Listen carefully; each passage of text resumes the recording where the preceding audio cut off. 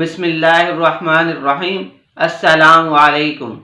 آج کی ویڈیو کے اندر ہم بات کریں گے بازار کے اندر داخل ہوتے وقت کون سا عمل کیا جائے اور اس کا کتنا ثواب ملتا ہے۔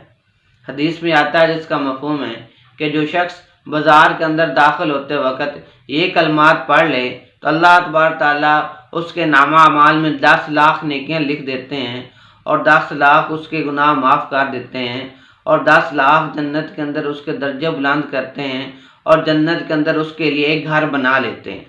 وہ کلمہ یہ ہیں: لا الہ الا اللہ وحدہ لا شریک لہ لہ الملک ولہ الحمد یحیی و یمیت وہو حی لا یموت بیدہ الخیر وہو علی کل شیء قدیر۔